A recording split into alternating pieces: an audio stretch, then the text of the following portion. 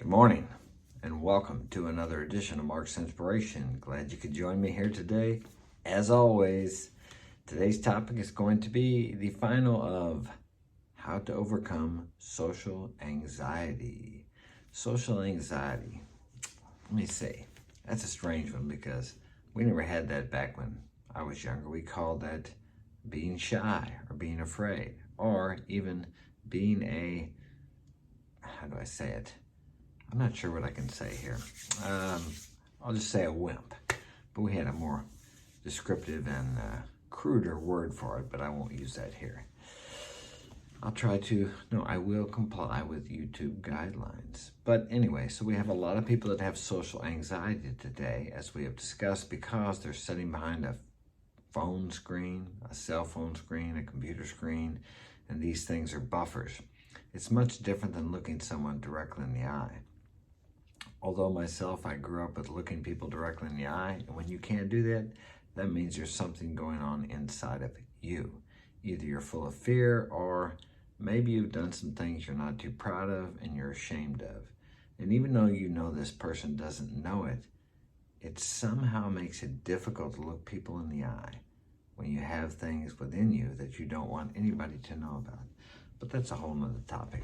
So how to get over this? Okay, we've been through the 4 steps.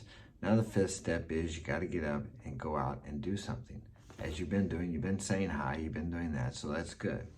But what you have to do now is when you go out and say hi to someone, stop and start a conversation. But don't start out with that beautiful girl that you just think you can't live without. And let me tell you something about that. I don't care how beautiful she is. If you don't get along with her, and if you don't like her personality, and you guys don't click, it doesn't matter how beautiful she is. You'll get tired of her after a while. And she'll get tired of you. Works both ways. So you have to have what they call some chemistry. Without that, things just don't work. And even that dies down after a while. So there has to be something within you to make those things work, or to allow them to unfold and work, so you two can accept each other for how you are. If you stay with her long enough to decide or to discover how she really is. Because people can hide who they really are for 3 to 6 months, sometimes longer than that. So before you decide to settle down with someone, this woman that you've been fantasizing about, that you haven't even met yet because you're having a hard time getting out of the house, and I'm hoping this is going to help you. Okay, so now you're out, you're talking to people, you're saying hello to people, and now you need to do a little more than that. So after you say hello, strike up a conversation with them. But as I said, don't start out with that beautiful girl that you just think you can't live without, that it's just so wonderful. Remember, she goes to the bathroom, she belches, she throws up, she's gotten sick, she doesn't look real good when her hair's messed up. She's just like you are. You just see her out when she's all fixed up and looking good. So remember that. Not to belittle or to gross you out, but that's just the way life is, okay? You don't look too good yourself sometimes after you've had the flu for a couple days and you've been throwing up and crapping. That's just part of being a human, all right? So remember that when you think she's like some goddess or something. Very important. Keeps it in perspective. It definitely lessens your fear. So you're out there, right?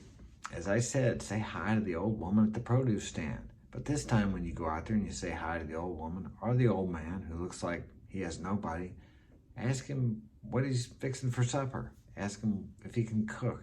Ask anything. Ask him where he's from. Or, hey, haven't I seen you around here before? Which you probably have if you live in the same town.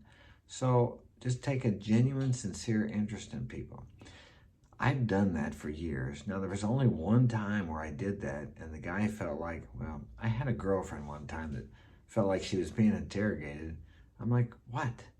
But she came from a different culture, and where she grew up, it was very dangerous. A lot of drugs, a lot of shootings, a lot of criminal activity.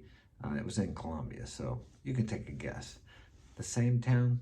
No, it wasn't. I don't think it was where Pablo Escobar lived, but same atmosphere. So in her vicinity, in her neighborhood, in her childhood, if people are asking questions about you, it's dangerous to answer. if you know certain people, if you know certain things. So, but that is a unique exception. That's the only person I ever run into like that, except for one other that was not quite like that, but similar in the U.S., and he was a former government agent or some crap like that. So when I'm asking him, hey, where are you from?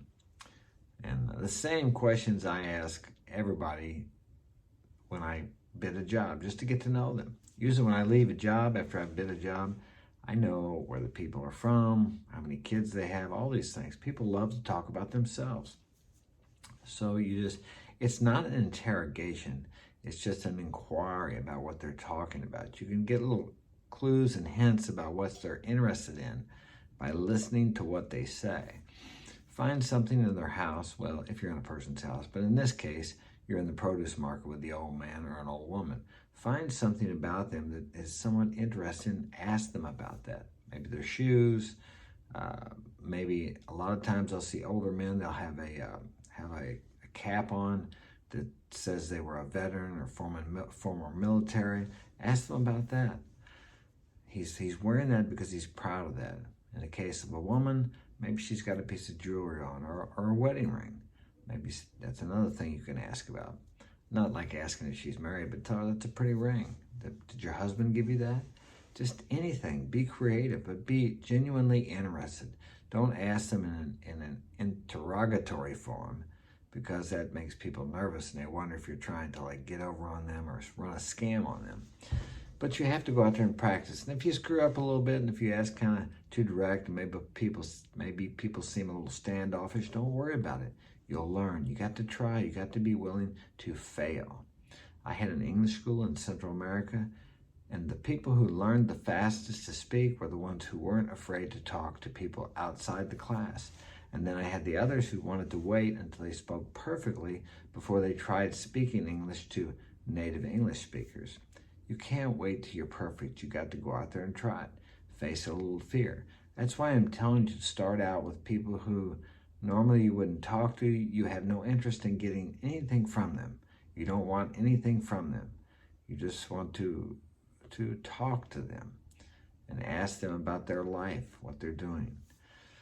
People love to talk about themselves. As I said, that's everybody's favorite subject. So, step number 5 is after you've gone out there with step number 4 and said hi to people, go out there, start saying hi, and strike up a conversation.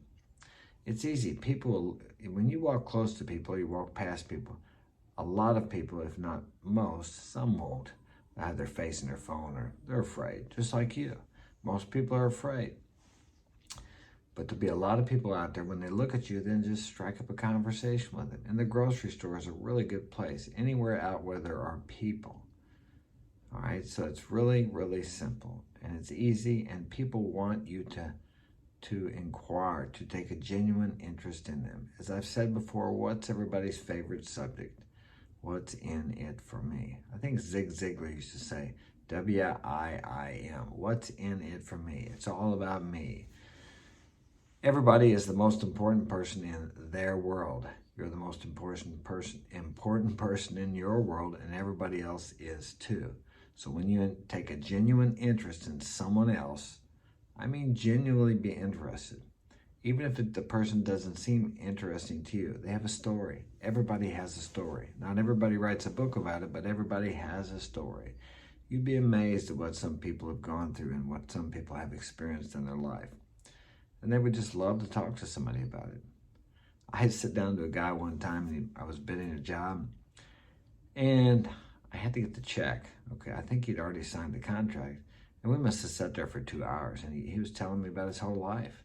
And it was really, it was a good time. I said, I got to get out of here because I had another engagement, but that's the way it is. People love to talk about themselves, and if you're genuinely interested, they can pick up on it. So create in yourself, or try to stoke the coals of a genuine interest in yourself. Get out of yourself. Ask for freedom from the bondage of self, because that's what's going on when you're stuck at home behind your computer or your phone. You're by yourself. And guess what? You cannot really connect with people like you can face to face. There's a certain energy when you're talking to someone in person that you're not going to get behind the computer screen or behind your cell phone. It's easy, it's simpler to talk that way, but so much is lost in messaging. Now, what I do a lot of times when I'm communicating with a cell phone is I'll send voice messages, which is really much better. Although I do like texting for business, because if I tell somebody what I'm going to do or they say something, it's written down. So if either one of us forget, we can always go back and check the message. All right, so that's what your assignment is for this week. Go out there and start talking to people. And as I said, don't start out with the beautiful people or somebody who you think is high status or high class, whether it be a man or a woman. Just go out there and start talking to people. Ask them about themselves. Where are you from? Are you from around here? Have you lived here long? I've been here all my life. And volunteer a little information about you so that they don't think that you're trying to get something from it. That's people's biggest fears when someone approaches them, is that they want something from them. Have you ever been out and you're walking into a store and somebody comes up to you and says, "Hi, how you doing?" First thing you might think is this a beggar? This guy wants something from me? No, what you want is to be interested in that person. That should be your desire, your goal, is to let this person know that you're genuinely interested in them as a person. I remember a guy that I worked with one time. He was a carpenter on the job, and he said, you never know where your next client is coming from. And you never know who this person you're talking to knows. So you never know what kind of connections this person has and the connections he has or she has, who they have. So everyone is linked together like a chain. So maybe you stop and talk to some old woman or some old man or whatever, and then all of a sudden this beautiful girl walks up there. It's her granddaughter or his granddaughter. Well, isn't that something? So you just never know what's going to happen. You can never predict how things will unfold in your life. But if you have a goal, you set a purpose. For example, in this case, your goal is to talk to, 5 people in a week. I mean, if you live in a city, maybe you could really ump that up.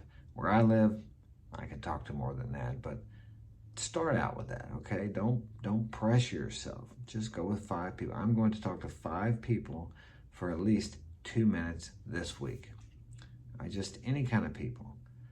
So start out with that. Start out easy. Take baby steps, as they say. You don't have to jump right in, like into the water when it's cold. Put your foot in there and just get started, all right? That's all you need to do. Start. You don't have to complete it today, but you got to start.